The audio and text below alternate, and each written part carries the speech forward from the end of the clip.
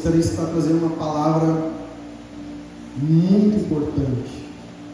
Aliás, toda vez que eu ministro eu falo isso, né? Porque realmente o Senhor tem nos compartilhado assuntos muito importantes, fundamentos muito importantes. Eu creio que a base de toda a vida cristã, de toda a igreja saudável, são os fundamentos. Amém? Hoje eu gostaria de falar de um tema que se nós não compreendermos a fundo esse tema, a nossa leitura das Escrituras ela vai ficar muito debilitada. Nós até podemos ler, mas nós não vamos conseguir reter e compreender da maneira como deveríamos. Amém? Então é muito importante, preste muita atenção. Em nome de Jesus. Hoje eu gostaria de falar um pouco sobre a diferença entre a salvação e o reino. O Senhor falou muito comigo sobre isso. E eu busquei me aprofundar, não só nesses dias, mas me aprofundar em tudo aquilo que eu já vivi como igreja, como cristão, trazendo agora à tona as experiências, o entendimento, e formar um entendimento claro sobre a igreja. Amém? Abra comigo Efésios 2, versículo 8.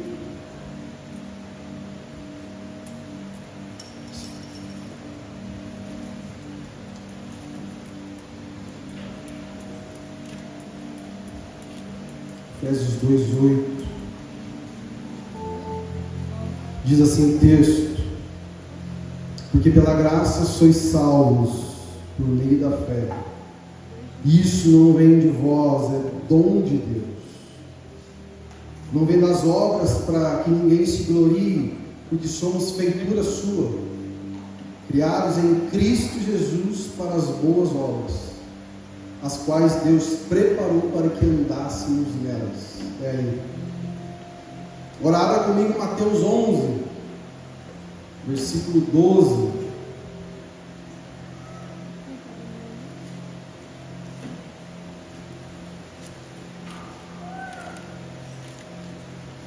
O texto de Efésios que acabamos de ler fala da graça.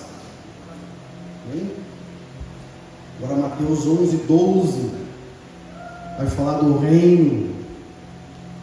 É o texto que mais fala do reino comigo. Diz assim o texto: desde os dias de João Batista até agora, o reino dos céus é tomado por esforço, e os que se esforçam se apoderam dele. Amém? Glória a Deus. Nesses dois textos, querido, eu creio que já deu para sentir a diferença do que é salvação e do que é reino. Amém? Glória a Deus. Aleluia. Então, querido, para que você entenda já de cara, salvação, quando nós falamos de salvação, a primeira coisa que tem que vir na sua mente é presente. Salvação é um presente que nós recebemos, um presente imerecido da parte de Deus. Ninguém que recebe a salvação é merecedor dela. Amém? Presente. Já o reino é totalmente o contrário. O reino é necessário esforço para se apoderar do reino. João Batista fala. Então há uma diferença gritante, querido. Salvação e reino. Nós precisamos entender isso. Amém? Glória a Deus. Então, resumidamente, salvação você ganha sem esforço nenhum. E reino, você precisa se esforçar. E muito. Quem diz, eu estou manifestando o reino de Deus na terra, a minha igreja está manifestando o reino de Deus na terra. Olha, querido, esses crentes dessa igreja têm que estar se esforçando de uma maneira extremamente violenta. Existem os processos. Mas para você dizer, nossa, a igreja está manifestando totalmente o reino, isso é quase que impossível. A dispensação que nós estamos. Nós estamos num processo. Creio que cada ambiente, cada igreja está manifestando uma parte do reino de Deus. Amém? Juntas, através da unidade, aí sim elas manifestam a totalidade do reino de Deus na terra. Amém? Como diz em Efésios 2:8, a salvação é um presente dado exclusivamente por meio da fé no sacrifício de Jesus por nós. Vou repetir: a salvação é um presente dado exclusivamente por meio da fé no sacrifício de Jesus por nós. Amém? Estamos juntos? Isso tem que ficar muito claro entre nós, porque esse entendimento é arrancado não apenas dessa palavra, não é apenas a base dessa palavra, mas é a base da nossa vida cristã, entender isso. Amém? Glória a Deus. E até mesmo a fé que você tem para crer nisso foi te dada como um presente. A fé é dom de Deus também. Salvação é dom, a fé é dom. Então você é salvo de forma merecida. Você não merece. E a fé que você tem para crer nisso também é um dom. Deus te dá. O que eu entendo com isso? Que nós não somos nada, querido. Deus é tudo. Deus é tudo em nós e através de nós. É Ele quem gera em nós a vontade, a necessidade, o desejo pelas coisas do céu. Amém? Nós por nós mesmos, querido, não dá certo. É Ele que gera tudo em nós e através de nós. Amém? Glória a Deus. Nós não temos mérito nenhum, querido. Em outras palavras, Deus é quem faz tudo em nós e através de nós. Porém, antes de nós aceitarmos Jesus como Senhor e Salvador, antes de termos esse encontro com a salvação, nós éramos merecedores de uma única coisa. Quem aqui arrisca dizer que nós éramos merecedores antes da salvação? Quem aqui arrisca? Exatamente. Antes de você ter um encontro com Jesus, de você confessar Jesus como seu Senhor e Salvador, antes de você receber e aceitar esse presente merecido, você só era digno da morte eterna. Mais nada, você só era merecedor da morte eterna. Por quê? Porque todos que nascem a partir de Adão já nascem no pecado. Então todos são pecadores a partir de Adão. Porém, quando Jesus entra na nossa vida, aí a coisa muda. Aí Ele paga a nossa conta. Amém? Glória a Deus. E Romanos 6,23 vai dizer exatamente isso. Que o salário do pecado é a morte. Que é o salário? A recompensa por pecar. Ou por nascer em pecado. É a morte. A paga por pecar ou nascer em pecado é a morte. Essa é a justiça de Deus. Ah, mas eu não gosto disso, eu não gosto do jeito que está falando. Não é o que eu estou falando, eu estou apenas reproduzindo o que está na Bíblia. Essa é a justiça de Deus que morreu, pecou, tem que morrer. E Deus é o mesmo ontem, hoje e sempre.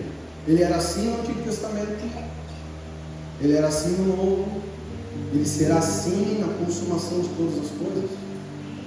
Esse é o caráter de Deus, querido. Porém, Ele entendendo que nós não teríamos escapatória dessa sentença instituída por Ele mesmo, o que Ele faz? Ele não nos permite receber a única coisa que nós merecíamos receber, que é a morte eterna. Como que Ele faz isso? Ele envia seu Filho para morrer a morte que nós deveríamos morrer.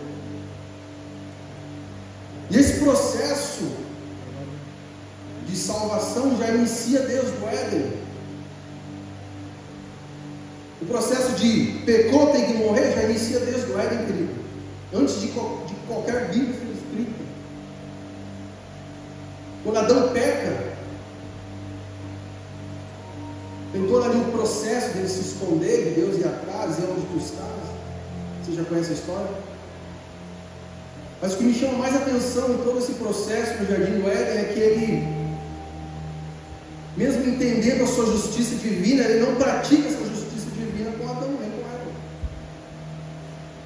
A Bíblia diz que ele desvia a sua ira deles e libera sua ira sobre a terra. E a terra passa a produzir abrolhos e espinhos. Ele desvia sua ira de Adão e Eva e coloca sua ira na serpente. E a serpente passa a rastejar e a se alimentar de poeira. Ele desvia sua ira de Adão e Eva e coloca sua ira sobre um animal. Mata esse animal, derrama sangue e a sua pele cobre Adão e Eva. Eu creio no meu coração que esse animal era um cordeiro. A Bíblia não diz isso, mas eu creio.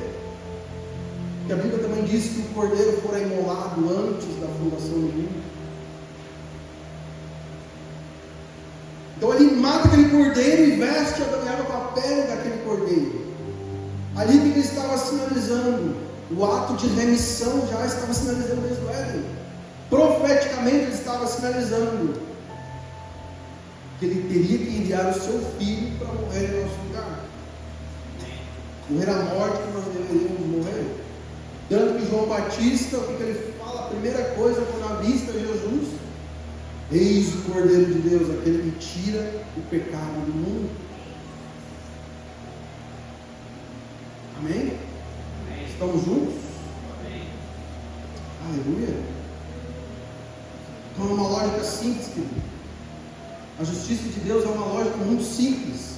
O pecador tem que morrer. Então, se o pecado, entenda bem agora, isso vai virar uma chave na sua vida, na sua mente.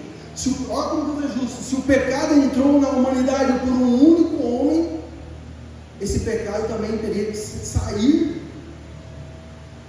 O domínio do pecado, a morte deveria sair também por um único homem. Amém? Tanto que a Bíblia chama Jesus de o último Adão. Então o pecado entra por Adão e ele é, através do último Adão, essa conta é paga. Aí é estabelecida a justiça de Deus. Amém? Porém não poderia ser um homem qualquer, deveria ser um homem sem pecados, porque um homem com pecados morrendo por outro homem com pecados, e justiça de Deus é essa. Então Jesus vem em forma de homem, nasce de um ventre virgem, de uma mulher virgem, tem todos os processos de crescimento, de evolução, bebê, criança, adulto. E no fim de sua vida, depois de iniciar seu ministério, ele morre pelos nossos pecados. Ali a justiça de Deus está feita. Entrou por um Adão e terminou no último Adão. Amém? Então nós somos justificados por esse sangue glorioso, querido. Glória a Deus. A conta já está paga. No que diz respeito ao pecado, ao domínio do pecado sobre sua vida, diante de Deus está pago através do sacrifício de Jesus. Amém? Uma música que eu acho muito linda, uma música que eu resmundo às vezes, Marcos Brunet, se chama Desejável, não sei se alguém aqui conhece. Essa música fala exatamente do que nós estamos falando agora, resumidamente. Vou cantar um pouquinho para você. Começa assim: não sei o que viu em mim para amar-me tanto assim, tanta paciência, tanta misericórdia, me fizeste desejável para esse início dessa música fala exatamente isso, sobre o sangue de Jesus, querido. O sangue de Jesus, ele fala: não sei o que viu em mim, mas nós entendemos o que Deus viu em nós. Ele viu o sangue de seu filho em nós, e automaticamente quando ele olha para nós, ele vê o sangue do seu filho sobre nós, nos purificando de todo o pecado. Aí então ele pode dizer, ele pode começar a estabelecer um relacionamento com nós. A música diz: me fizeste desejável para ti. É através do sangue que está sobre você que você se torna desejável a Deus. Amém? Glória a Deus. Aí o refrão diz assim: leva-me, Senhor,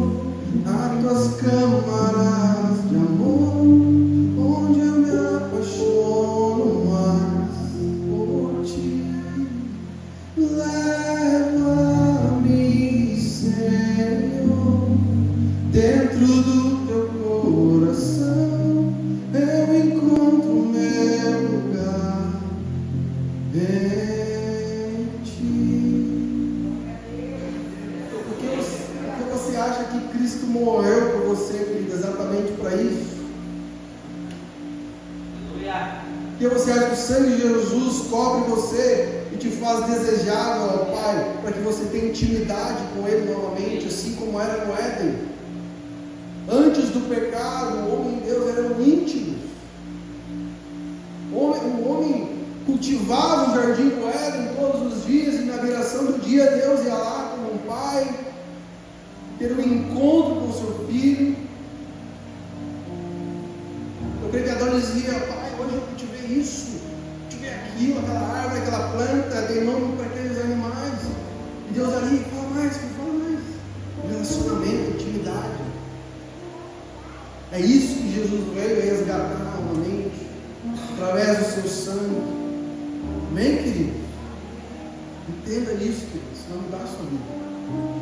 Então Deus, Ele nos resgata com o sangue do seu Filho, nos torna desejáveis para que nós possamos nos relacionar com Ele novamente.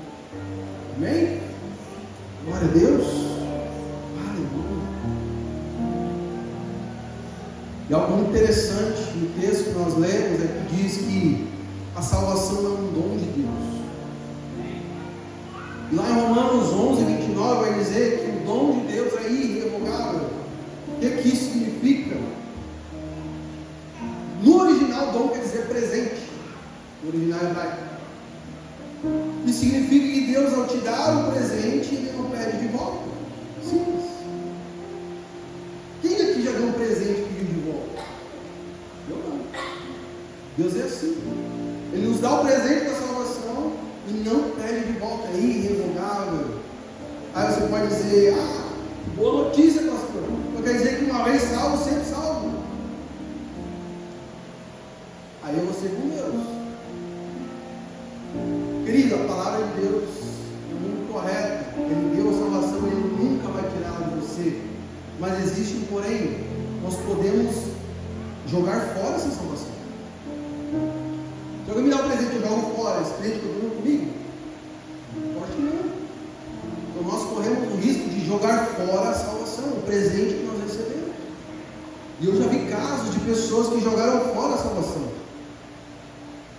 Receberam a salvação, foram usados por Deus, tocaram muitas pessoas, e depois, por alguma coisa, pararam de crer nas Escrituras, pararam de crer em Jesus, pararam de crer no seu sacrifício, no seu sangue, ao ponto de dizerem: eu não pedi para que Ele morresse por mim.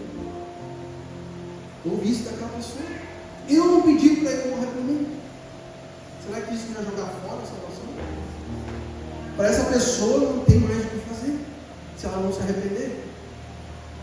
Não vai existir mais nenhum Jesus para morrer por ela. Não existe mais, querido. Ele veio uma vez para morrer pelos nossos pecados. A próxima vinda dele é para juízo. A Bíblia diz que ele virá num cavalo de fogo com os anjos, com um cetro de ferro na mão, estabelecerá juízo entre as nações.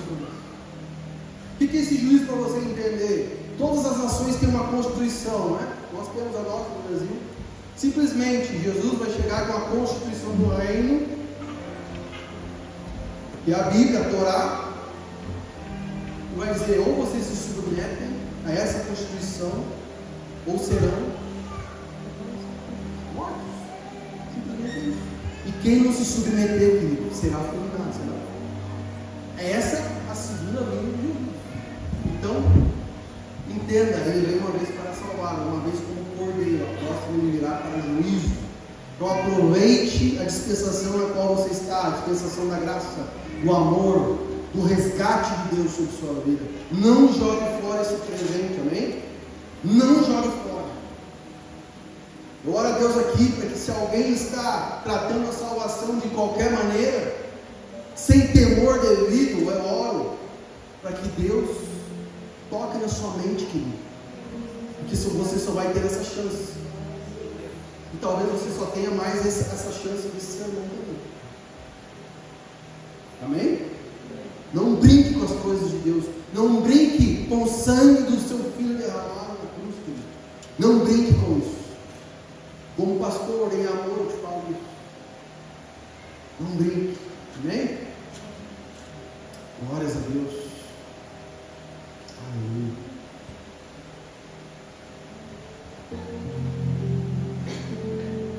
Então, querido, esse caso que eu falei para você, dessa pessoa que jogou fora a salvação, muito provavelmente essa pessoa deve ter se ferido com a igreja.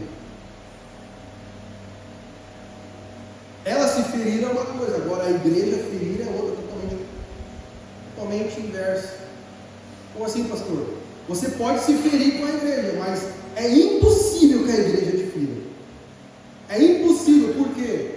Porque a igreja verdadeira, a igreja imaculada, a noiva do Cordeiro, que foi resgatada pelo seu noivo, ao qual esse noivo derramou seu sangue e que a lava diariamente, a purifica pela palavra, essa noiva que irá se encontrar nos céus com o seu noivo, essa noiva que é impossível ela te ferir, ela existe para te curar. Mas você pode dizer, pastor, mas eu conheço pessoas que foram feridas pela igreja. Não, querido, elas foram feridas por pessoas, falsos irmãos introduzidos na igreja, falsos pastores, falsos profetas, falsos apóstolos introduzidos no meio da igreja. E se eles são falsos e estão introduzidos, eles não fazem parte. Podem estar no mesmo ambiente, mas não fazem parte. E são essas as pessoas que ferem, que matam. Essas sim. Essas pessoas são feridas por elas. Então não coloque sobre a igreja imaculada de Jesus um peso que não cabe a ela. A igreja de Jesus verdadeira não fere ninguém. Ela cura, querido. Ela desata. Ela restaura. Quando Lázaro foi ressuscitado e saiu todo preso por ataduras, pulando, qual foi a primeira coisa que Jesus disse? Desatai-o. Então Jesus tem o papel de ressuscitar os mortos, mas é a igreja que desata, que restaura. É através da igreja que isso acontece. Amém? Então nunca coloque a culpa na igreja que não é dela. Tenha um espírito de discernimento. Entenda, não é porque uma pessoa está na igreja que ela é verdadeira, que ela faz parte do corpo. Como eu sei disso, pastor? Dos frutos. É só olhar os frutos, querido. É impossível uma figueira dar uvas. É impossível uma videira dar figos. Não tem como. Então analise os frutos da pessoa, a vida dela. Amém? Glória a Deus. Aleluia. Uma coisa muito interessante nós entendemos com isso, querido. Em todos os ambientes vão existir pessoas falsas e sem caráter. Na igreja existem pessoas assim. No seu trabalho existem pessoas assim. No meu existe. No seu. Na escola que você estuda, na faculdade, sempre vai existir pessoas falsas, mentirosas e sem caráter. Amém? Não tem o que fazer. Mas eu duvido que na sua empresa você para de trabalhar, para de ir na sua empresa por causa do irmãozinho sem caráter. Eu duvido que na sua escola, na sua faculdade, você para de estudar, de frequentar aquela escola, aquela faculdade, por causa do irmãozinho sem caráter. Eu duvido. Aí por que na igreja isso acontece? Não, querido. Nós temos que mudar a nossa mentalidade. Você pode sim muito bem mudar de igreja, mas não parar de frequentar a igreja. Não parar de congregar. Amém? Você tem todo o direito de identificar um líder, um pastor sem caráter, dizer, eu não congrego mais ali. Mas mude de igreja. Não pare de congregar nunca. Amém? Uma dica, procure uma igreja mais perto da Bíblia, não mais perto da sua casa. Amém, queridos? Busque uma igreja que tenha características de uma família da fé, não de uma instituição mas parece um shopping. Você só tem acesso ao pastor uma vez por ano, ou pelo WhatsApp. Entenda isso, querido. Amém? Aleluia. Glória a Deus. Não deixe o diabo te enganar, querido. Em nome de Jesus. Não deixe ele te enganar. Estou voltando aqui agora. A salvação não é por obras. Amém? Está claro isso? Porém, é a porta de entrada para as boas obras. Entenda aí, salvação é uma porta de entrada para você fazer as boas obras. Amém? Glória a Deus. Então, quando eu devo me dedicar às boas obras na igreja, às boas obras na vida em si, a partir do momento que você é salvo, você reconhece Jesus como seu Senhor e Salvador. A partir daí, tudo que você fizer de bom no reino de Deus será contabilizado para o seu galardão eterno nos céus. Amém? Essa é a contabilidade de Deus. Ele passa a contabilizar a partir do momento que ele te salva. Amém? Glória a Deus. Então, resumindo, graça para você, querido, se trata de uma passagem gratuita para a vida eterna. Amém? Isso é graça. Uma passagem que você ganha para a vida eterna. E quanto tempo dura isso, pastor? Eternamente. Eternamente, querido. Amém? Entenda isso, querido. Presente. Glória a Deus. Agora vamos falar um pouco, querido, sobre o reino. Vamos sobre graça até agora vamos falar um pouco sobre reino, amém? Então João Batista, em Mateus 11:12, já nos deixa claro isso. Que o reino de Deus é conquistado com esforço, trabalho, boas obras. Amém? Essa é a diferença, basicamente essa é a diferença. Porém, nem todos que forem salvos, precisa ficar entendido entre nós, nem todos que forem salvos irão governar com Cristo. Existe essa diferença. Não é porque eu fui salvo, agora eu vou governar com Cristo as nações da terra, o fim dos tempos. Não é por aí. Muitos são chamados, mas poucos são escolhidos. Por que poucos são escolhidos? Porque poucos, a partir da salvação, se submetem aos processos de governar com Cristo. Muito simples. Existem processos para que você vai poder governar até mesmo nessa terra ainda. Já. E depois pela eternidade. Então a recompensa de governo só é dada a quem tem mérito para isso. Então como que eu posso adquirir esse mérito, essa recompensa de governar com Cristo? Nessa vida e na próxima, na eternidade. É fazendo a vontade de Deus. Fazendo a vontade de Deus, querido. Você vai governar com Ele pela eternidade. Aí você se pergunta, mas o que é fazer a vontade de Deus? O que é isso, pastor? Tem tanta gente fazendo um monte de coisa. O que é fazer a vontade de Deus? Querido, eu te resumo o que é fazer a vontade de Deus. É se relacionar com Ele através do seu Espírito Santo e fazer o que Ele te pede. Ponto. Não existe outra maneira de você fazer a vontade de Deus sem um relacionamento com o seu Espírito. E a partir desse relacionamento, você faz o que Ele te pede para você fazer. Então, fazer a vontade de Deus, querido, não é fazer o que está escrito. Eu li aqui, hoje vou fazer amanhã o que está escrito. Não é assim, querido. Isso é muito simples, é muito simplório. Você não precisa se relacionar com o Espírito nenhum para fazer isso. Porque eu li, eu vou fazer. Não é assim. Não é fazer o que parece bom para ser feito. Isso não é fazer a vontade de Deus. Fazer a vontade de Deus é fazer o que Ele te pede. Amém? E com certeza o que Ele te pede vai estar escrito. Mas você precisa ter um discernimento de ouvir a voz dele e fazer o que Ele está te pedindo naquele momento, para aquele tempo. A sua vida, amém? Abra comigo Mateus 7:22. É o texto que mais fala sobre isso, querido.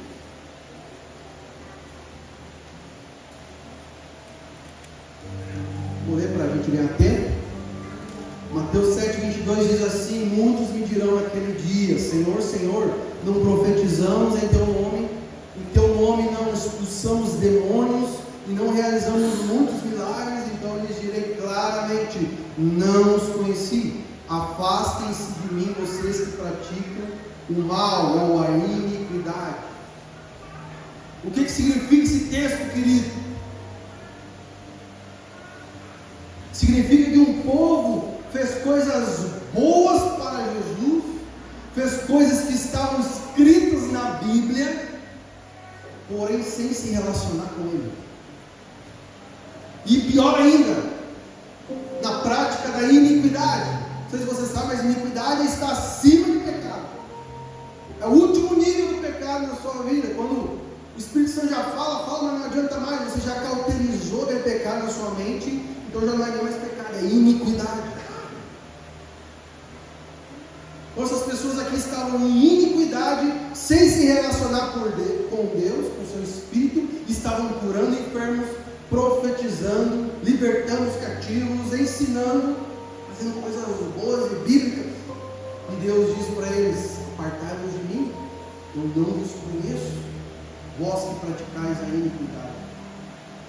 Então isso é muito perigoso, querido, isso é muito sério. Nós precisamos entender isso. Então, recapitulando, o que é fazer a vontade de Deus? Me relacionar com o seu Espírito e fazer o que esse Espírito está me pedindo para fazer. Isso é fazer a vontade de Deus. Se você ainda não tem esse relacionamento com o Espírito, se você não consegue discernir a sua voz, se você não tem entendimento bíblico das Escrituras, não faça nada. Fique parado. Absorva o máximo possível de informação antes de dar o primeiro passo. Amém? Temos aí a internet, o YouTube. Nós, pastores, estamos aqui para te auxiliar. E logicamente, tem muita coisa errada na internet, temos cuidado. Amém? Glória a Deus. Então, quando você faz coisas boas, bíblicas, sem ter intimidade com o Espírito Santo, você na verdade está atrapalhando a obra de Deus na terra. Atrasando a obra de Deus. Entenda, os únicos que podem se atrasar somos nós. Deus nunca se atrasa, porque Ele vive num tempo chamado eternidade. Então nós podemos errar, nós podemos travar o propósito dele na terra, por uma geração, por duas, por três, não interessa. Por quê? Porque Ele é eterno. Se nós travarmos a nossa geração, se os nossos filhos trabalham, os nossos netos, Ele levanta a outra geração. Entenda isso. Deus é eterno, mas nós não. Nesse momento não. Nós só temos essa vida aqui para praticar as boas obras, nos relacionarmos com o Espírito e fazermos exatamente o que Ele está nos conduzindo a fazer. Isso é fazer a obra, amém? Lembro do meu filho João, ele, toda vez que eu faço uma manutenção lá em casa, tem a maleta de ferramentas, ele ama aquela maleta. Ele vai lá, quando eu abro ela, eu faço uma manutenção, ele começa a mexer, começa a me, pai, eu vou te ajudar, começa a entregar as ferramentas para mim. Ele entrega tudo errado, eu peço um alicate, ele entrega uma chave de fenda, ele não sabe discernir, mas ele quer ajudar, ele tem a boa intenção, ele quer cooperar comigo. Aí teve um dia que eu estava estressado, estava tendo que arrumar um negócio no carro, e ele, do mesmo jeito, pai, vou te ajudar, aqui a ferramenta, aqui, ó. Eu falei: filho, eu não estou te pedindo nada agora. Se tu vier toda hora no meu redor, bagunçando as ferramentas, vai me atrapalhar, eu não vou conseguir consertar o carro, mas eu tenho que trabalhar. O que isso significa, querido? Muitas vezes, nós estamos abrindo a caixa de ferramentas que é a Bíblia, pensando muitas coisas e fazendo muitas coisas que o nosso Pai não pediu. E por consequência, nós estamos atrapalhando os propósitos da terra. E por consequência, vai ter que levantar outra geração depois de nós, nossos filhos. Não, querido, eu não quero que passe da minha geração. Eu sei você, eu não quero. Declare isso. Senhor, não passe da minha geração. Não passe. Não passe, querido. É Essa tem que ser a sua oração, não passe da minha geração, Senhor. Eu quero viver o propósito de Deus na terra. Eu quero que meus filhos não tenham que recomeçar nada. Aquilo que eu travei, não. Mas que eles, onde eu caminhei, que eles corram. Onde eu corri, que eles voem. Essa tem que ser a nossa oração nesses dias. Chega de repetir os ciclos, amém? Então, o que é de fato o reino de Deus? Resumidamente, é o governo de Deus. Ponto. O que é o reino de Deus, pastor?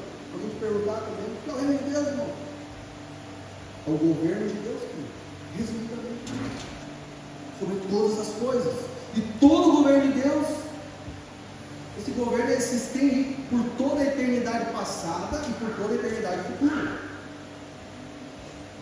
É isso que engloba o reino de Deus. Salmos 9:2 vai dizer assim: antes que os montes nascessem, ou que tu formastes a terra e o mundo, mesmo de eternidade a eternidade, tu és Deus. A própria Bíblia testifica isso quando eu falo para você. Então, desde a eternidade passada, Ele é Deus. Amém?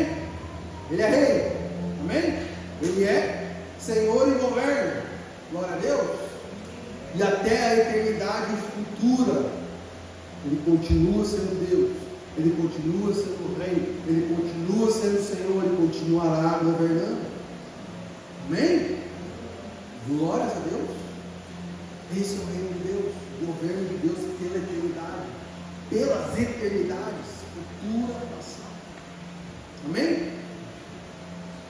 Entendido sobre o que é o reino de Deus, o governo de Deus sobre a eternidade, sobre todas as coisas, sobre todas as coisas. Nós podemos ser cooperadores nesse reino, amém? Porém, eu também preciso abrir um parênteses com vocês para te fazer entender um pouquinho sobre o que é o reino dos céus. Tem uma diferença. Existe o reino de Deus que engloba toda a eternidade, de eternidade em eternidade, o governo dele. Porém, existe um tempo dentro do reino de Deus que se chama o reino dos céus. Jesus está perguntando, porém, existe reino dos céus, existe reino de Deus? Por que ele cita o reino dos céus? Por que não fala só reino de Deus? Não, é porque é necessário nós entendermos isso. Então, o que é o reino dos céus? É um momento dentro do reino de Deus, que inicia quando Jesus começa o seu ministério e termina no final do milênio, quando Jesus irá ter a guerra de Gog e Magog, onde ele irá ser vitorioso, e depois aquilo irá governar as nações pela eternidade com o povo eleito, sua família real, seremos nós, amém? Glória a Deus. Então, o reino dos céus é esse tempo, entre o início do ministério de Jesus e o final do milênio, esse tempo. E João Batista, ele anunciava esse tempo, ele anunciava o reino dos céus, ele anunciava o quê? Que o reino dos céus está próximo. Esse era um dos discursos de João Batista: arrependei-vos, pois o reino dos céus está próximo. Aí João Batista é preso, e ao saber que João Batista estava preso, Jesus entende que ele precisa iniciar a manifestação do reino dos céus. O que antes era anunciado por João Batista, agora ele iria manifestar através de sua vida. Então, um anunciava e o outro iria manifestar, e manifestou. Então, Jesus vem com um discurso dizendo: arrependei-vos, porque é chegado o reino de Deus.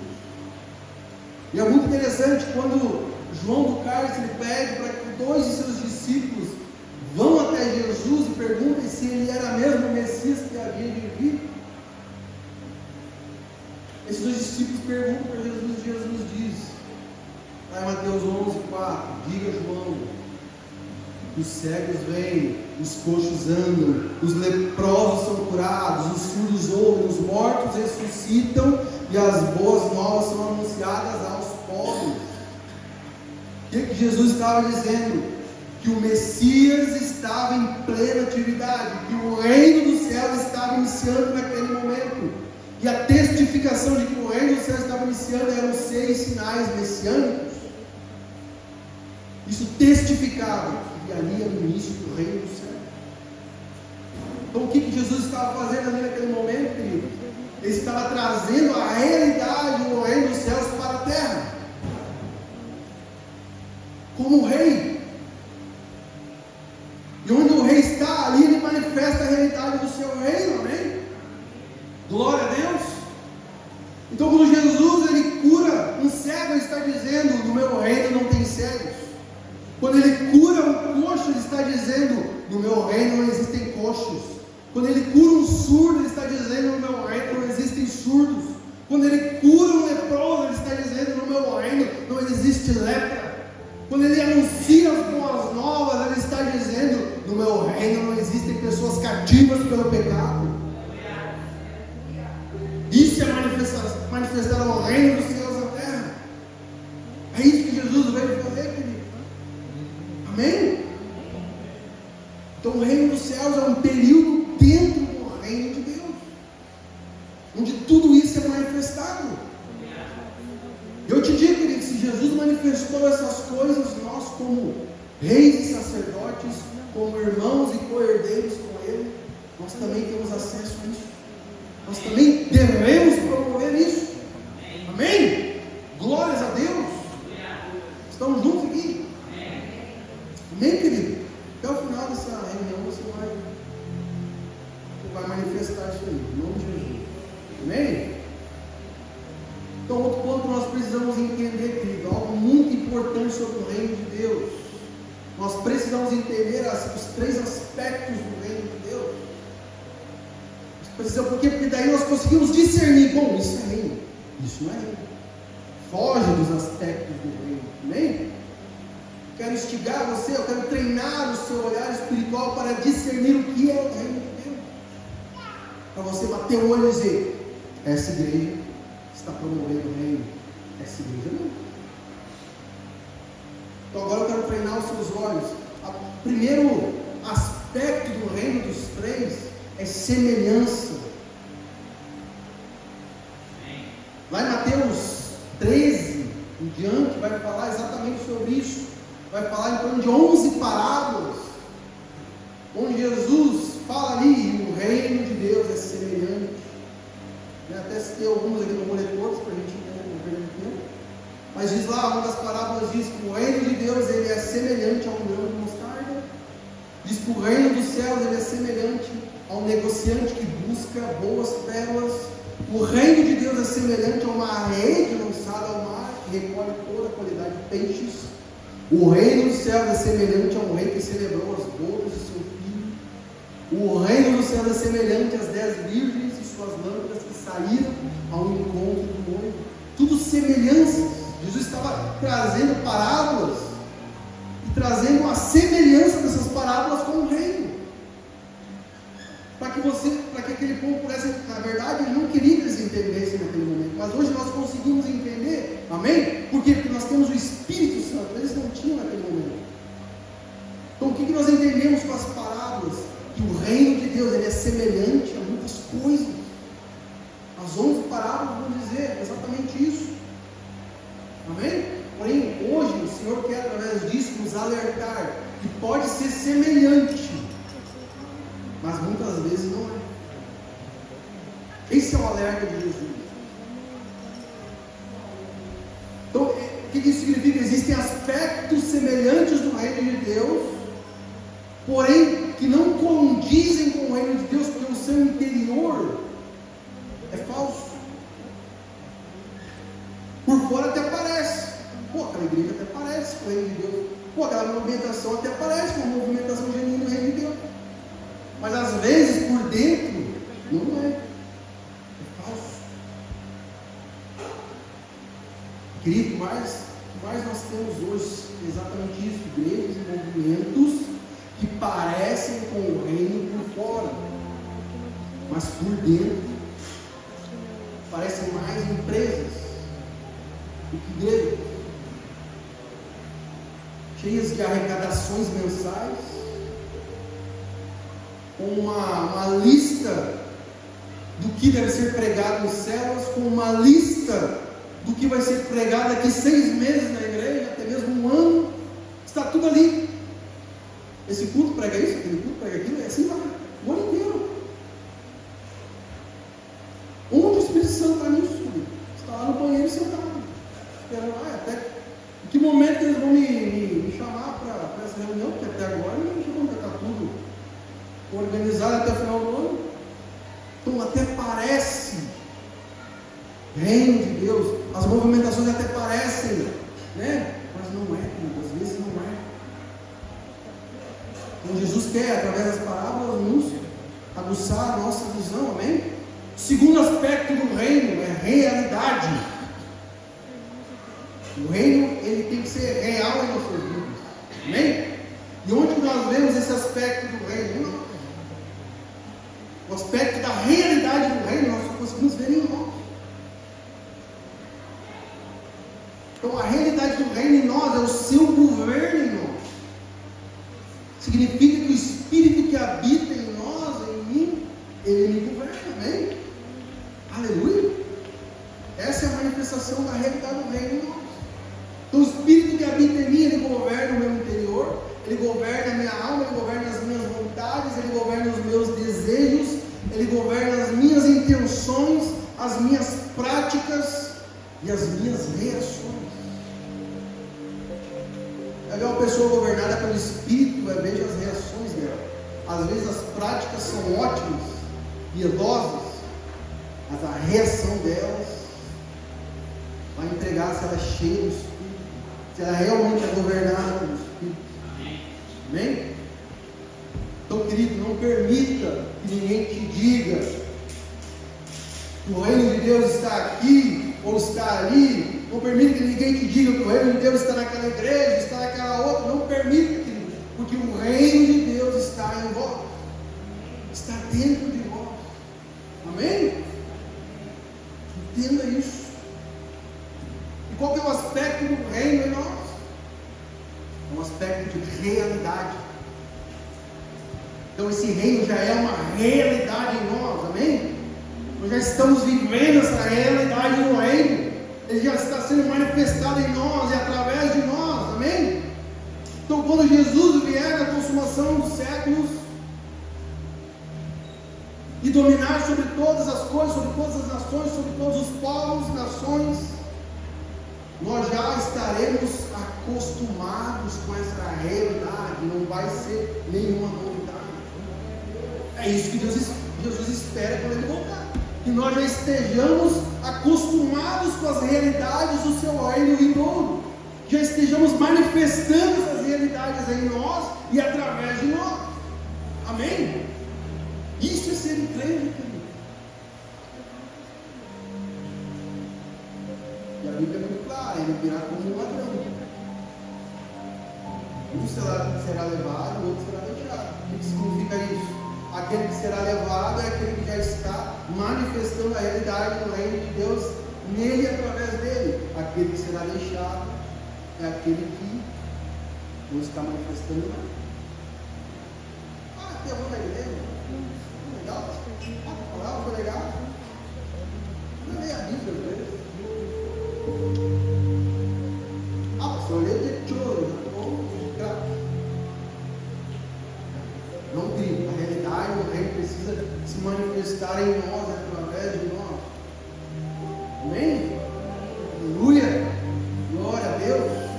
João 14, 23 diz assim: se alguém me ama, guardará a minha palavra, o meu Pai o amará, e viveremos para ele, e faremos nele morada. Então esse é o aspecto da realidade do reino em nós. Significa que nós seremos o quê? Na consumação de todas as coisas, a habitação não apenas do Espírito, mas a habitação do Pai e do Filho também.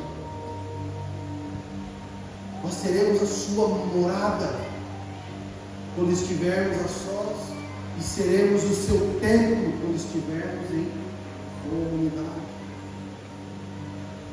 Quando você é o templo do Espírito? Quando você está em comunidade. Eu sou o templo do Espírito, mas eu só vejo live do culto pela TV. Não é tempo de coisa nenhuma. Nem morada, eu acho que você é.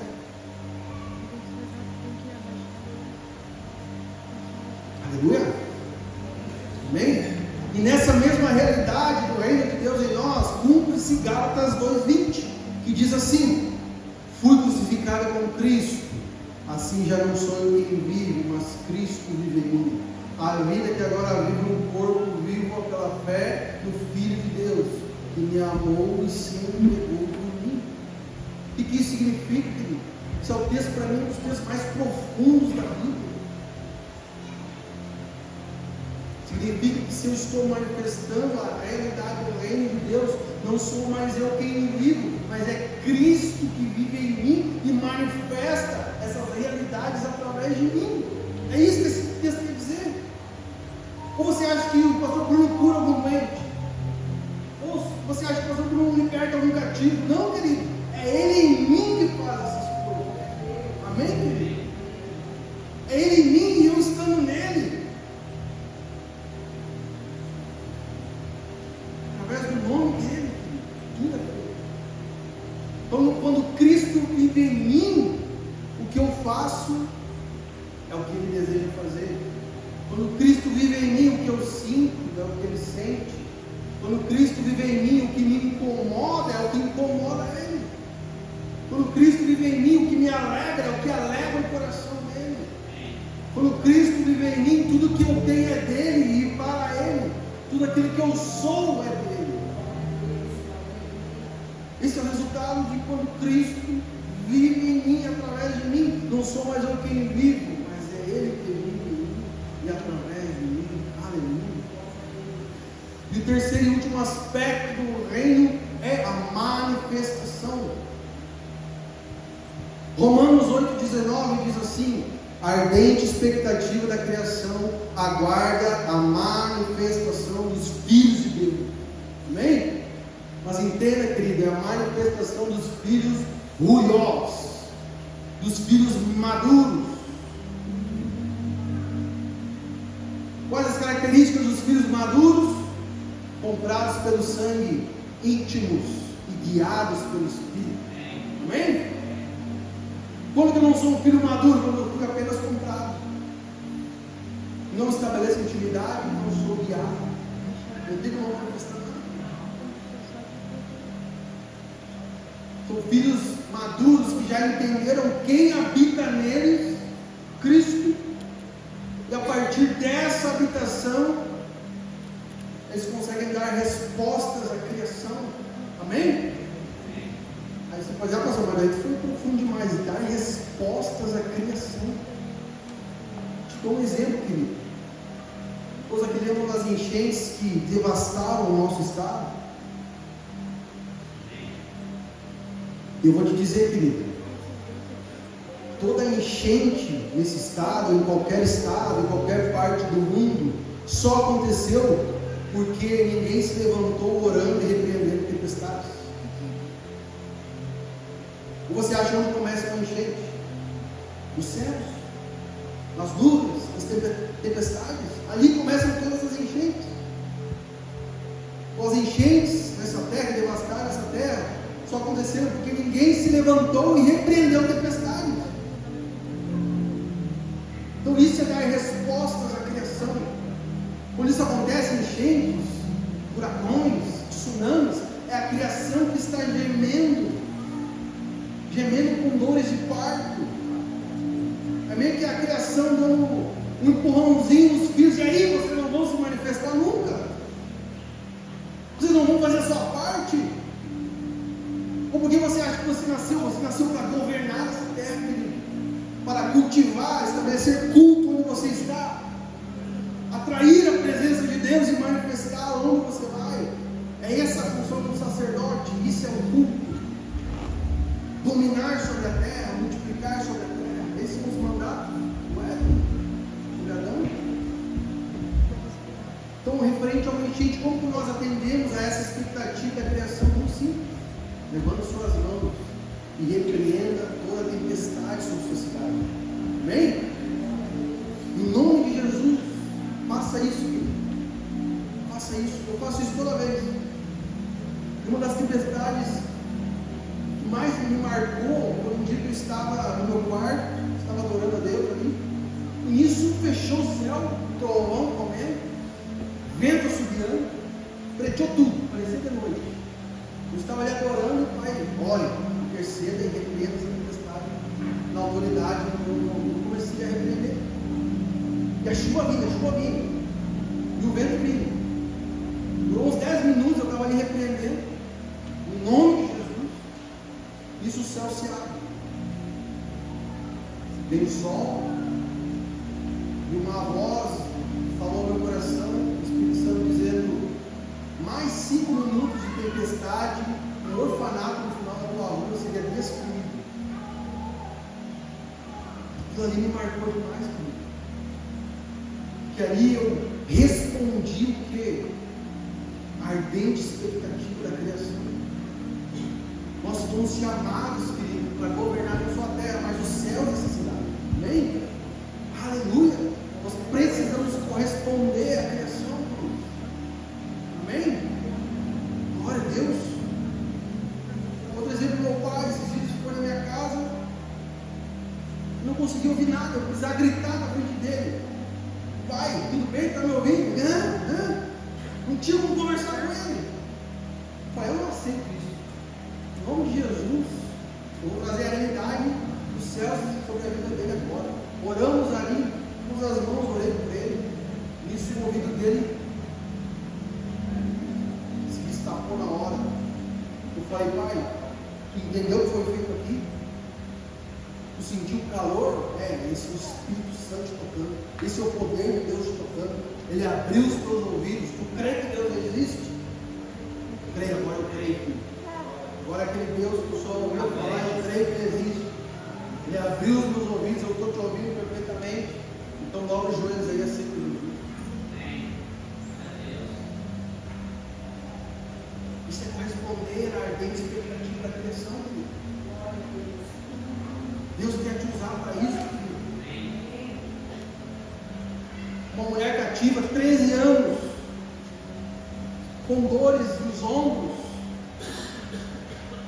cativa, querido, entenda? Existem coisas que são espíritos mundanos, não tem a ver muito com doença física, são espíritos obsessores, espíritos opressores. O mesmo espírito que estava com aquela mulher encurvada lá de Lucas 13, oramos por ela, repreendemos toda a opressão sobre os ombros dela, e depois de 13 anos gemendo de dor, ela sentiu um alívio. Amém, Jesus.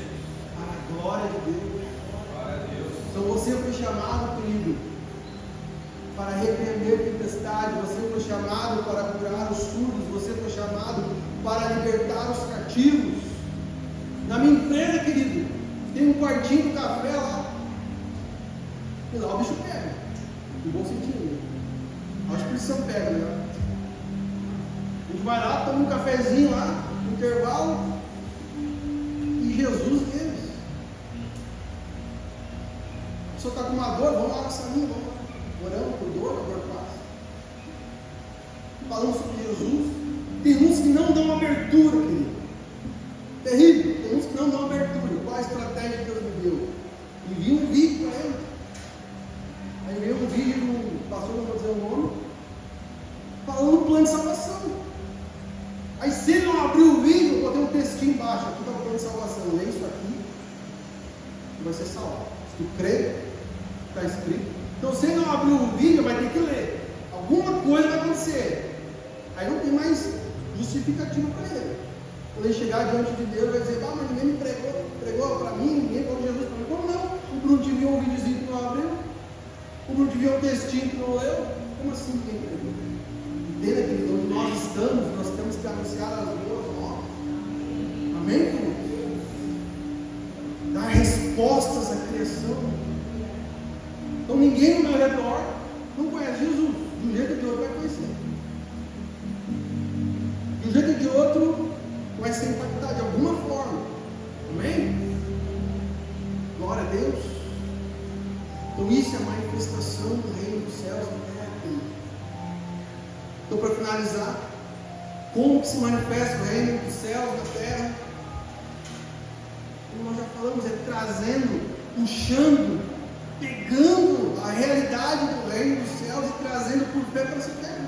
Foi o que Jesus fez.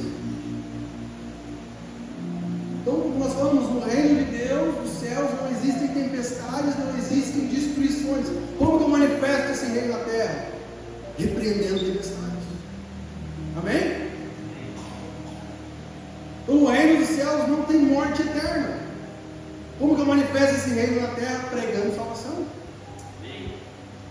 No reino dos céus não existem cativos. Como que eu manifesto esse reino? Através da unção que despedaça todo jugo, através da palavra da verdade que liberta as mentes cativas. Amém? No reino dos céus não tem dores, não tem doenças, não tem surdos, não tem coxos. Como que eu manifesto esse reino na terra?